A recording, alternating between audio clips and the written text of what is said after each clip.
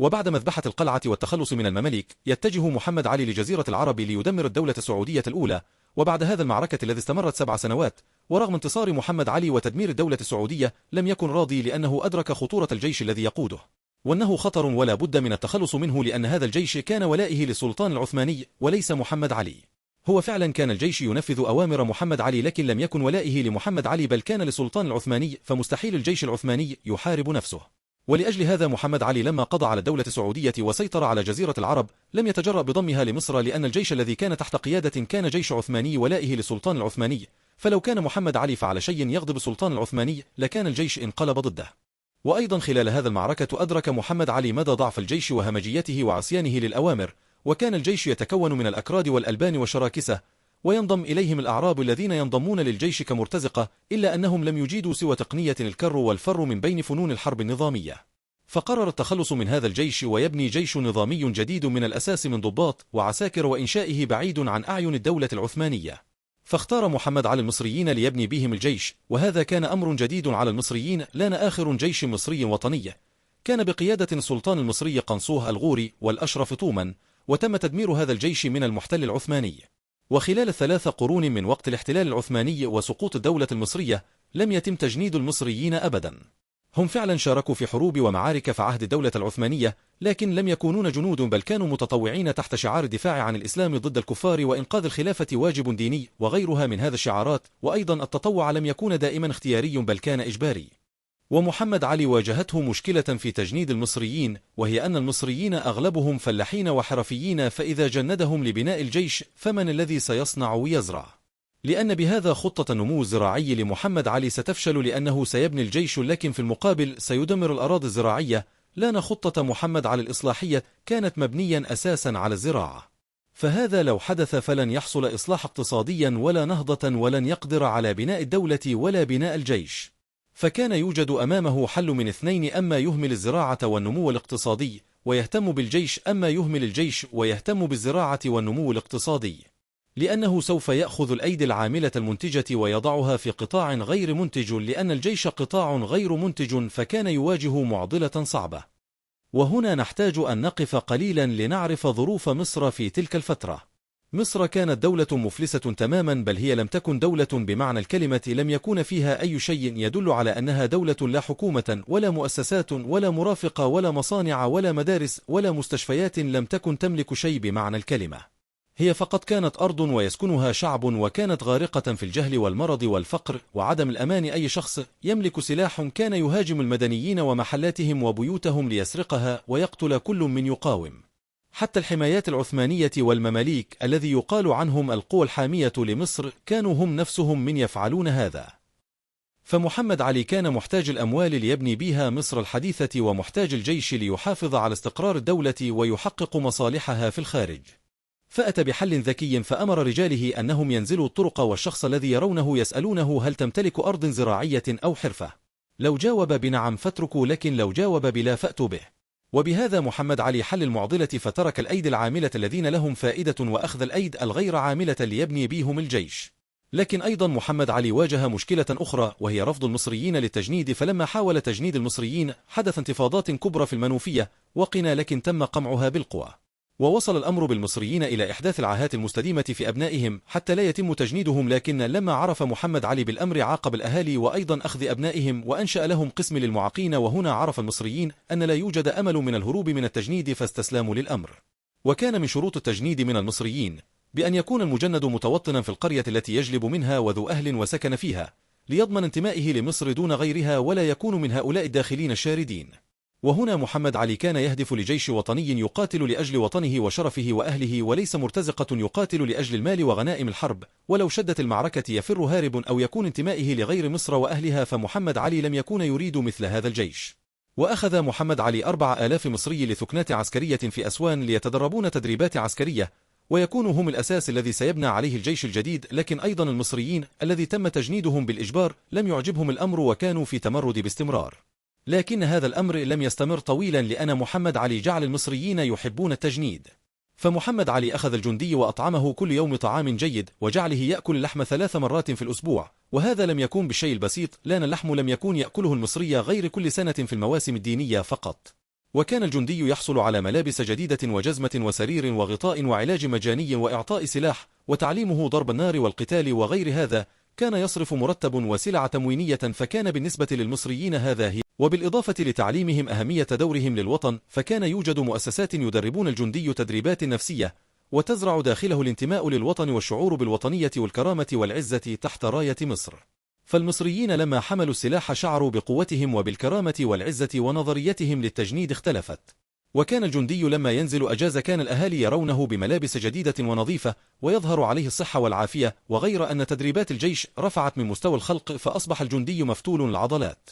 فكان الجنود يحكوا للأهالي على الذي حدث معهم، وهنا أصبح التجنيد بعد أن كان مكروه أصبح محبوب عند المصريين، وأصبح في عيونهم يمثل القوة والكرامة والعزة، وبهذا انحلت مشكلة التجنيد. وجاء دور الاقتصاد، فأنشأ محمد علي الدواوين التي ضمت الخبراء والأعيان ليساعدوه في الحكم وإدارة الشؤون الداخلية للبلاد، كما قام بإنشاء نواة السلطات التنفيذية الحديثة بإنشاء وزارة للحربية تكون مختصة بالشؤون الدفاعية الخارجية، وأخرى للداخلية تكون مسؤولة عن الأمن الداخلي للبلاد، بينما استأثر هو بالشؤون الخارجية والسياسة المالية والأشغال الداخلية بما فيها الإشراف على البنية التحتية للبلاد. كذلك قسم البلاد إلى 64 قسما، وعين على كل قسم ناظرا للقسم وهو ما يعادل المحافظ الآن، وكل قسم بدوره انقسم إلى مراكز، وعين على كل مركز مأمورا للمركز، وبدورها انقسمت المراكز إلى مديريات وعين على كل منها مديرا. أما المديريات فقد شملت العديد من القرى والنجوع ترأسها مشايخ. وهكذا بدأ محمد علي أول تقسيم إداري وسياسي في تاريخ مصر الحديث. لكن كانت تواجه مشكلة هي الأصعب، وهي اقتصاد الدولة، لأن محمد علي استلم البلاد بخزينة خاوية، مصاريف كثيرة وإيرادات معدومة. لكن محمد علي من حسن الحظ كان تاجر يعرف كيف يكسب ولا يخسر، فتعامل مع مصر على أنها دكان، وهو التاجر صاحب الدكان، ولأجل أنه يكسب ولا يخسر لابد أن كل شيء يصبح تحت يده. لكن لم يكون أمام محمد علي شيء ليجلب منه الأموال غير الأراضي الزراعية، هي المصدر الوحيد لجلب الأموال للإصلاح. لكن المشكلة أن الأراضي الزراعية كانت مقيدة بنظام الالتزام، ونظام الالتزام باختصار هو أن الدولة العثمانية كانت تعين مجموعة من الملتزمين ويعطوا لهم مجموعة أراضي مقابل تحصيله للضرائب المحددة من أصحاب الأرض. بمعنى أن مثلا الضرائب المحددة من السلطان العثماني هي 1000 دينار، فكان الملتزم يذهب للفلاح ويطلب منه 2000 دينار، فالملتزم يرسل للسلطان العثماني 1000 ويأخذ هو ال1000 الأخرى. وطبعا السلطان العثماني لا يهمه شيء غير أنك تجلب الرقم المحدد من الضرائب بأي وسيلة، فكان الملتزم يبتز المواطنين ويظلمهم، وكان أما أن يدفع أو سلب الأرض منه.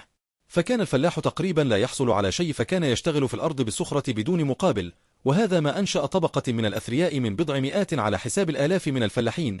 وكان الملتزم معفى من الضرائب، والذي كان يدفع الضرائب هو الفلاح نفسه. فجاء محمد علي وقام بإلغاء نظام الالتزام ونزع الأراضي التي كانت تحت أيدي الملتزمين، واعتبرها ملكا للدولة، وصارت علاقة الفلاحين بالحكومة مباشرة بدون الملتزمين. وإلغاء نظام الالتزام أحدث استياء شديد بين الملتزمين، وكانوا يمثلون طبقة كبيرة من الملاك والأعيان والمشايخ، وكانوا يتعايشون من الأرض. فمحمد علي بعد أن سيطر على كل الأراضي الزراعية عمل على إعادة ملكية الأراضي الزراعية وتوزيعها على الفلاحين من 3 إلى 5 فدادين لكل فلاح بحسب أفراد أسرته ملكية انتفاع، ما داموا يحسنون استغلالها ويؤدون الضرائب المقررة عليها. فقام بتزويد الفلاحين باحتياجات الزراعة من بذور ومواش وأدوات يخصم قيمتها من قيمة المحصول عند تسليمه، وإلزام الفلاحين بزراعة ما تقرره الحكومة من الحاصلات الزراعية، وشراء المحصول من الفلاحين بالسعر الذي تحدده الحكومة. بمعنى كان يعطي الفلاح البذور والأسمدة وغيره، ويحدد المحاصيل الذي يتم زراعتها، وأن المحاصيل ممنوع أن تباع لغير الحكومة. فكان النظام هو أن محمد علي يعطي في البداية للفلاح البذور والأسمدة بدون أن يدفعوا شيء، ويخصم قيمتها من المحصول في وقت الحصاد.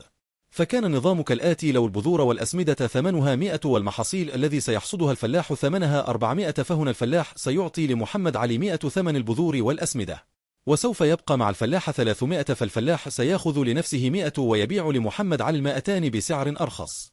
كمثل لو الفلاح يبيع محصوله في السوق المحلي بسعر 5 قروش، فمحمد علي سيشتري من الفلاح ب4 قروش.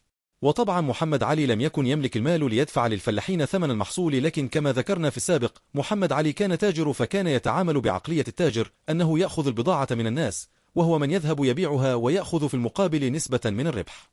فكان محمد علي يتعامل بهذا العقلية مع الفلاح، فكان يتفق مع الفلاح أنه يجلس مكانه بدون أن يتعب نفسه بحمل المحصول ويسافر ليبحث عن مشتري، ومحمد علي هو الذي سيحمل المحصول ويسافر ويبحث عن مشتري ويتفق ويبيع المحصول ويجلب له الثمن المتفق عليه ويأخذ هو نسبة من الربح. فكان محمد علي يأخذ المحصول من الفلاحين ويقوم ببيعه في الأسواق الأوروبية ب10 قروش، فيعطي الفلاح 4 قروش والباقي يدخله لخزينة الدولة. وقانون تحديد المحصول كان الهدف منه أن محمد علي كان يدرس السوق الخارجي ويرى المحاصيل الناقصة أو التي عليها طلب كثير في السوق ليضمن إنه سيبيع محاصيله بسعر جيد، فكان يطلب من الفلاحين أنهم لا يزرعوا شيء غير المحاصيل الذي يحددها.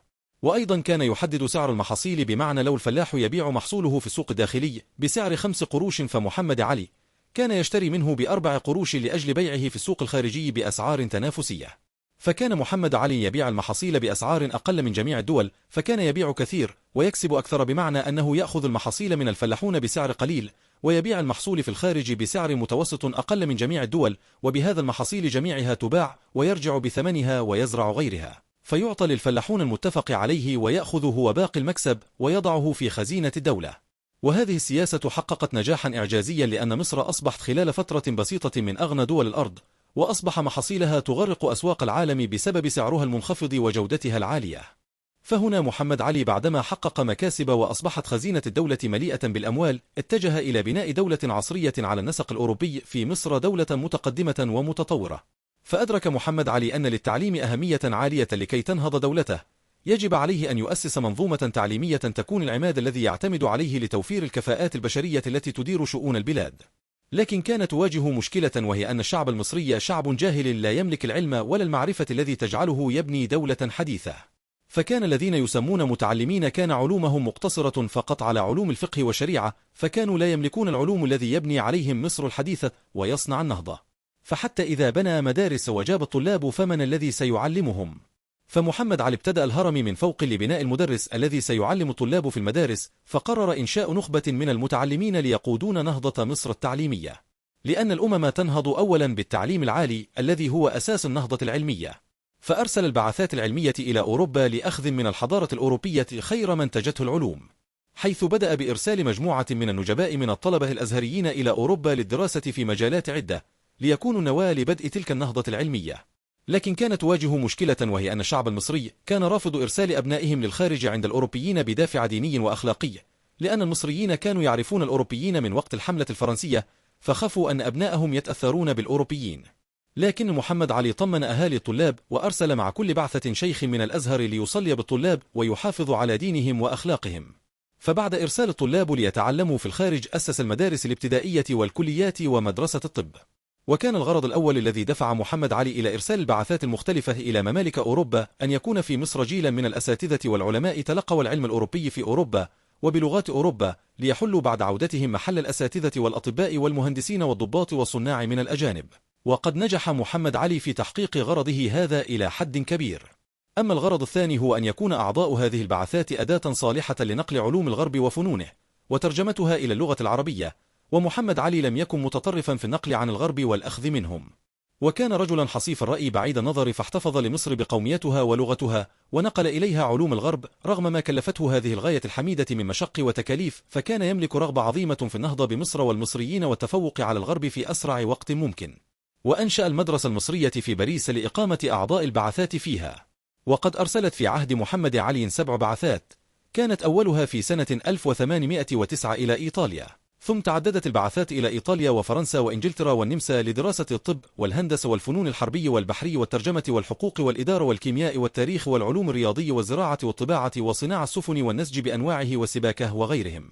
وكانت آخر هذه البعثات إلى إنجلترا في أوائل سنة 1848، أي قبل أن ينتقل محمد علي إلى الرفيق الأعلى بسنة واحدة. ويبدو لنا أن أول ما فكر فيه محمد علي من بين المدارس العالية مدرسة الهندسة، وهذا يدل على الجانب العملي من تفكيره، فإنه رأى البلاد في حاجة إلى مهندسين لتعيد أعمال العمران فيها، فبدأ بتعليم الهندسة. وظاهر مما ذكره الجبرتي في حوادث 1816 أن أول مدرسة للهندسة بمصر يرجع عهد تأسيسها إلى تلك السنة، وذلك أن أحد أبناء البلد على حد تعبير الجبرتي واسمه حسين شلبي عجوة اخترع آلة لضرب الأرز وتبييضه، وقدم نموذج إلى محمد علي، فأعجب بها وانعم على مخترعها بمكافأة، وأمره بتركيب مثل هذه الآلة في دمياط وأخرى في رشيد، فكان هذا الاختراع باعثا لتوجيه فكره إلى إنشاء مدرسة للهندسة، فقام بإنشائها في القلعة. يقول الجبرتي أن الباشا لما رأى هذه من حسين شلبي قال إن في أولاد مصر نجابة وقابلية للمعرفة، فأمر ببناء مدرسة بحوش السراية بالقلعة ووضع فيه جملة من أولاد البلد، وجعل معلمهم حسن أفندي المعروف بالدرويش الموصلي يقرر لهم قواعد الحساب والهندسة وعلم المقادير والقياسات والارتفاعات واستخراج المجهولات، واستدعى لهم معلمين أتراك وفرنسيين، وجاب لهم آلات هندسية متنوعة من أشغال الإنجليز يأخذون بها الأبعاد والارتفاعات والمساحة، ورتب لهم شهريات وكساوي في السنة. واستمروا على الاجتماع في المدرسة في كل يوم من الصباح إلى بعد الظهيرة، ثم ينزلون إلى بيوتهم ويخرجون في بعض الأيام إلى الخلاء لتعلم مساحات الأراضي وقياساتها، وهو الغرض المقصود للباشا. وهذه هي مدرسة الهندسة بما فيها من دروس الرياضة والهندسة وما إليها، وتلاميذها يتعلمون مجانا، وترتب لهم رواتب شهرية وكسوة، ولها أساتذة من أمثال حسن أفندي درويش الموصلي وروح الدين أفندي وأساتذة أجانب. وكان يشتري للطلاب الحمير لمساعدتهم لطلوعهم ونزولهم إلى القلعة. هذا ما ذكره الجبرتي، وبذلك تكون هذه المدرسة الهندسية أول مدرسة عالية أنشئت في عصر محمد علي، لأن المدارس الأخرى أنشئت بعد ذلك التاريخ. ويؤخذ من كلام الجبرتي أن التعليم فيها كان مجانيا، وكانت الحكومة تؤدي رواتب شهرية لتلاميذها، وكذلك كان شأنها في كل المدارس التي انشأها. ويفهم أيضا من كلام الجبرتي أن إنشاء هذه المدرسة راجع إلى ما ظهر من المصريين من المواهب في الكفاءة والابتكار، وخاصة لما رأى محمد على اختراع حسين شلبي جعله يفكر في إنشاء المدرسة، فحسن استعداد المصريين وذكاؤهم الفطري كان من أعظم ما حفز همة محمد علي إلى إنشاء المدارس في مصر. وبعد هذا أنشأ محمد علي مدارس هندسية أخرى، وكان يعين في هذا المدارس خريج البعثات العلمية، وهذه المدارس تخرج منها عدد كبير من المهندسين الذين خدموا البلاد خدمات جليلة. ومن ثم أسس محمد علي مدرسة الطب لتخريج الأطباء المصريين. واختارت الحكومة طائفة من خيرة الأساتذة الأوروبيين ومعظمهم من الفرنسيين يدرسون للمصريين علوم التشريح والجراحة والأمراض الباطنية والمادة الطبية وعلم الصحة والصيدلة والطب الشرعي والطبيعة والكيمياء والنبات. وكان فيها أساتذة آخرون لتدريس اللغة الفرنسية للتلاميذ الأزهريين. وبعد 5 سنوات من إنشاء المدرسة تخرجت الطائفة الأولى من تلاميذها، فتوزعوا على المستشفيات، واختير من بينهم المتفوقين على أقرانهم وهم 20، فأبقي منهم 8 في المدرسة في وظيفة معيدين للدروس. وأرسل 12 الباقون إلى باريس لإتقان علومهم وإتمامها، فلما عدوا تعينوا أساتذة في المدرسة، وهم الذين تألفت منهم البعثة العلمية الرابعة. وقامت النهضة الطبية الحديثة في مصر، وكانت نهضة صادقة في ترقية حالة البلاد الصحية ومقاومة الأمراض، كاستعمال تطعيم الجدري لمقاومة انتشار المرض في القطر المصري، بعد أن كان يودي بحياة نحو 60,000 من الأطفال كل عام، ومقاومة وباء الكوليرا الذي وقع بمصر سنة 1830، ومقاومة الطاعون الذي حل بالبلاد سنة 1835. والنهضة الطبية التي حدثت هي من جعلت مصر قادرة على التصدي للأوبئة الذي أدت لموت عشرات الآلاف سنويا من أبنائها. وتم إنشاء عشرات المدارس الابتدائية، وكان يعين خريجين البعثات في هذا المدارس ليحلون محل المدرسون الأجانب، ووصل عدد التلاميذ بمدارس القطر المصري 9,000 تلميذ، تتولى الحكومة الإنفاق على تعليمهم وسكناهم وغذائهم وملبسهم. وطبعا لم يكن الأهالي في بدء افتتاح المدارس راضين عن إدخال أبنائهم فيها، بل كانوا نافرين منها نفورهم من الجندية، فكانت الحكومة تدخلهم المدارس في غالب الأحيان بالقوة. ولكن ما لبث الأهالي أن رأوا ثمرات التعليم فكفوا عن المعارضة في تعليم أبنائهم في المدارس واقبلوا عليها. وأنشأ مدرسة المعادن ومدرسة المحاسبة ومدرسة الفنون والصنائع ومدرسة الصيدلة ومدرسة الطب البيطري ومدرسة الزراعة. ولما تقدمت المدارس العالية والخاصة واتسع نطاقها، رأى محمد علي أن ينشئ لها إدارة خاصة سميت ديوان المدارس، فكان هذا الديوان أول وزارة للمعارف في مصر. وجه محمد علي همته إلى إيفاد البعثات المدرسية إلى أوروبا ليتم الشبان المصريون دراستهم في معاهدها العلمية. وهذه الفكرة تدل على ناحية من نواحي عبقرية محمد علي، فهو لم يكن يكتفي بأن يؤسس المدارس والمعاهد العلمية بمصر ليتلقى فيها المصريون العلوم التي تنهض بالمجتمع المصري، بل اعتزم أن ينقل إلى مصر معارف أوروبا وخبرة علمائها ومهندسيها ورجال الحرب والصنائع والفنون فيها، وأراد أن تضارع مصر أوروبا في مضمار التقدم العلمي والاجتماعي، فقصد من إرسال البعثات تكوين فئة من المصريين المثقفين لا يقلون عن أرقى طبقة مهذبة في أوروبا. وأراد من جهة أخرى أن تجد مصر من خريجي هذه البعثات كفايتها من المعلمين في مدارسها العالية، والقوات والضباط لجيشها ولسلاحها البحري، ومهندسيها والقائمين على شؤون العمران فيها وإدارة حكومتها، لكي لا تكون مع الزمن عالة على أوروبا من هذه الناحية. ولو تأملت مليا في العصر الذي نشأت فيه هذه الفكرة واختلجت في نفس محمد علي لتعجبت لعبقريته كيف أنبتت هذا المشروع. ففي ذلك العصر لم يفكر حاكم شرقي ولا حكومة شرقية في إرسال مثل هذه البعثات، وهذه تركيا وسلطانها كان يملك من الحول والسلطة أكثر مما يملك محمد علي. لم تفكر حينذاك أصلا في إرسال البعثات المدرسية إلى المعاهد الأوروبية، فصدور هذه الفكرة في ذلك العصر وفي الوقت الذي كان محمد علي مشغولا فيه بمختلف الحروب والمشاريع والهواجس يدل حقيقة على عبقرية نادرة وهمة عالية. فكان الجبرتي محق في وصفه بقول: أعجوبة زمانه وفريد أوانه. كان يرسل إلى فرنسا بعثات من الطلبة المصريون ليتعلمون، وأرسل إلى إيطاليا وإنجلترا لتلقي كل العلوم الممكنة، فتخرج نبغة من أفضل الكوادر في فن بناء السفن والملاحة ومناسيب الماء وصرفه والميكانيكا والهندسة البحرية والإدارة الملكية أو الحقوق والفنون الحربية والإدارة العسكرية والمدفعية والطب والجراحة والزراعة والتاريخ والمعادن وهندسة الري وصنع الأسلحة وصب المدافع والطباعة والحفر والكيمياء وغيرها من هذا العلوم. فطلاب البعثات تعلموا كل العلوم الذي يعرفها الغرب وعادوا لوطنهم ليفيدونه بالذي تعلموه، فكانت لهذه البعثات الفضل في نهضة مصر الاجتماعية والعلمية والاقتصادية والحربية والسياسية. فتوقفت البعثات بعد هذا لأن المصريين لم يكون هناك شيء آخر ليتعلموه من الغرب، لأنهم تعلموا وعرفوا كل شيء، فلم يكون الطالب المصري يحتاج أنه يسافر ليكمل تعليمه في الخارج، لأن مدارس مصر أصبحت تعطي تعليم لا يقل عن تعليم الغرب. وكان من أشهر طلاب البعثات رفاعة الطهطاوي زعيم نهضة العلم والأدب في مصر، ومن أبرز إنجازاته هي الحفاظ على التراث والتاريخ المصري، فبدأ في جمع الآثار المصرية القديمة وأصدر أمرا لصيانتها ومنعها من التهريب والضياع.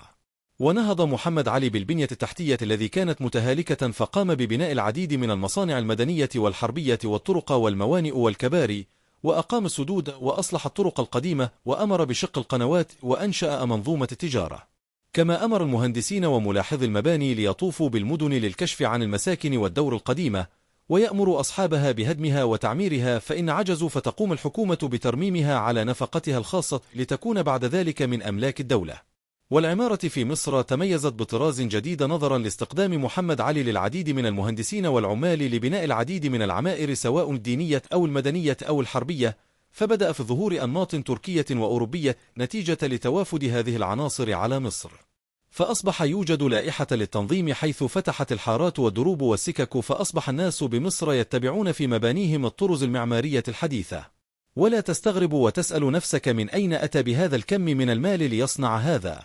فالإجابة هي الزراعة والإجراءات الذي طبقها، فأصبحت المحاصيل المصرية تغرق الأسواق الغربية، وعمل على توفير أكبر قدر ممكن من الدخل القومي لمصر من الزراعة، ولتحقيق ذلك قام بتطوير الأساليب الزراعية لزيادة الإنتاج وتقليل الجهد. فاستخدم المدربين الماهرين من كل مكان لتدريب الفلاحين على هذه الأساليب الحديثة، واهتم بتحسين طرق الري وشق الترع مثل ترعة المحمودية، وأنشأ القناطر الخيرية لضمان توفير المياه طوال العام.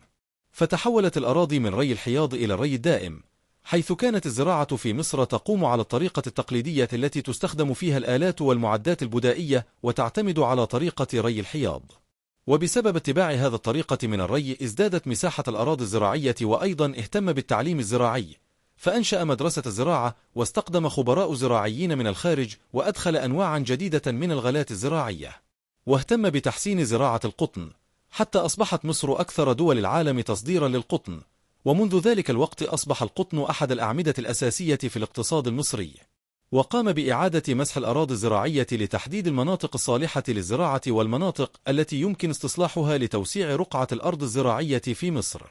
وبسبب هذا التطوير في النظام الزراعي تضاعفت مساحة الأرض الزراعية من 2 مليون فدان إلى 4 مليون فدان.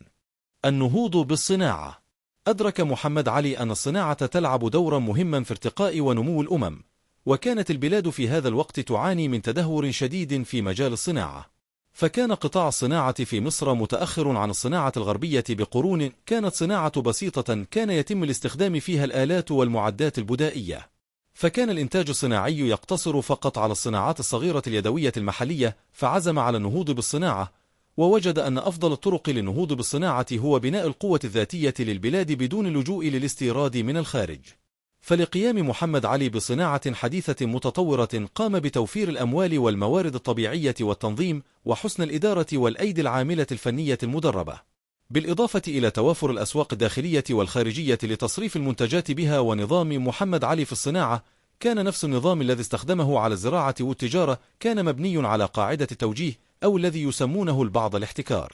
ومعنى احتكاره هو أن تقوم الحكومة بوضع خطط الزراعة والصناعة والتجارة، مثل تحديد نوع الغلات التي تزرع، ونوع المصنوعات التي تنتج، وتحديد أثمان شرائها من المنتجين وأثمان بيعها في السوق. فالاحتكار بمعنى آخر هو نوع من التوجيه الاقتصادي تحت إشراف الدولة، لكن بعيد عن احتكار الصناعة لم يكن مثالي بالكامل، وكان له سلبيات وأخطاء بسبب أنها كانت في يد موظف الحكومة، فانعدمت فيها الإدارة الحرة والقطاع الخاص التي هي مناط ارتقاء المشروعات الصناعية والاقتصادية، ولم يكن الموظفون أمناء ولا أكفاء لإدارتها. وتدخل الحكومة في كل شيء قضى على الإدارة الحرة، ولأجل هذا لم تكون نهضة صناعية مثالية، بل كان يوجد فيها سلبيات وأخطاء. لكن لو وضعنا مقياس على مصر في الصناعة قبل محمد علي وبعد محمد علي، فهنا نستطيع أن نقول بأنها كانت معجزة صناعية. فمحمد علي لأجل النهوض بالصناعة استعان بطلاب البعثات ليطبقوا ما تعلموه، فكان يرسل البعثات وكل بعثة تتخصص في دراسة شيء معين، فكان يرسل إلى إيطاليا وفرنسا والنمسا وإنجلترا لدراسة كل ما يخص ويلزم الصناعات وفنونها المختلفة، وكذلك أيضا ترجمة الكتب الصناعية للاستفادة منها وتدريسها بعد ذلك في مصر. فقام ببناء عدد مصانع في مصر، وأسس قاعدة صناعية حديثة، وقام بتدريب العمال المصريين واستخدام الآلات الحديثة. وتكون كل هذه المصانع تحت سيطرة الحكومة وتوجيه منها دون غيرها لتوفير الصناعات المطلوبة، حيث تبيعها الحكومة وتصدر منها للخارج بعد استنفاد حاجة المستهلكين. النهوض بالمنظومة العسكرية.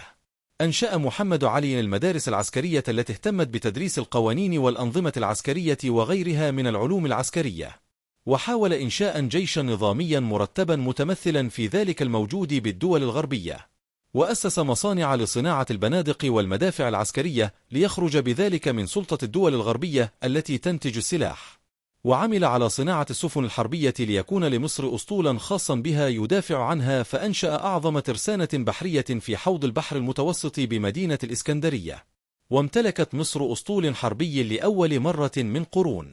فقام محمد علي بنهضة إنشائية واسعة بطول البلاد وعرضها، شملت إنشاء المصانع والمحاجر والسدود والجسور، بالإضافة إلى إنشاء الترع والقناطر. كذلك قام بإنشاء المتنزهات والحدائق العامة، وقد ظلت كل هذه باقية حتى بداية عهد الجمهورية، شاهدة على التطور الكبير في عصر محمد علي. كما احتكرت الحكومة الواردات، وكان محمد علي لا يشجع الاستيراد كثيرا، إذ كان يرى كما شاهد في أوروبا قبل مجيئه إلى مصر أن الدولة القوية هي التي تزيد صادرتها عن واردتها. وكانت أحوال الصناعة متدهورة قبل عهد محمد علي، وكان احتكار الإنتاج الحرفي وسيلة محمد علي للارتقاء بالصناعة لكي تحقق أهداف بناء القوة الذاتية للبلاد بدون اللجوء للاستيراد. فنشر المصانع في كل ربوع وأقاليم مصر حتى لا يحرم بقعة من أرض مصر من التصنيع. فأصبحت مصر في عهد محمد علي، بعد أن كانت في بداية أمرها تشتري من أوروبا عتادها الحربية بكامل أنواعها من بنادق وسيوف ومعدات إلى جانب المدافع والسفن الحربية، أصبحت تصنع كل شيء الآن. ولم يكن المشروع الصناعي الضخم لمحمد علي هادفا إلى الربح وجنى الثروات الصناعية فحسب، لكنه كان مكرسا لتحقيق هدف كبير، هو بناء إمبراطورية شرقية من طراز الإمبراطوريات الصناعية الحديثة.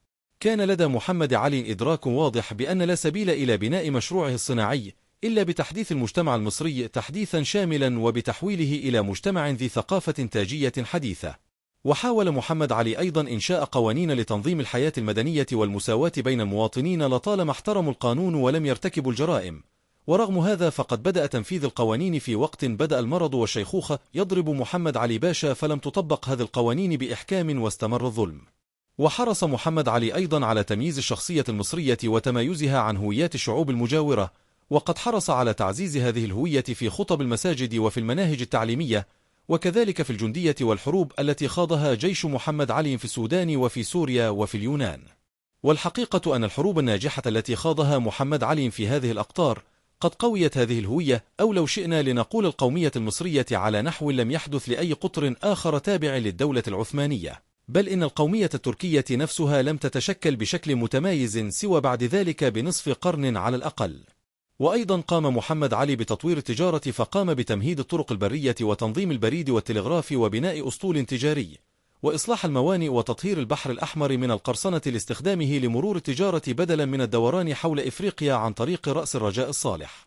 ومحمد علي في خلال 10 سنوات من 1808 إلى 1818 جعل مصر أحد أكبر أغنى الدول في العالم، وأصبحت المحاصيل والبضاعة تغرق الأسواق العالمية، وجعل مصر تمتلك اكتفاء ذاتي وغير الإنتاج الحربي من الأسلحة وتحديث الجيش. وبسبب ازدياد قوة مصر بشكل مرعب بدأ السلطان العثماني يستشعر الخطر.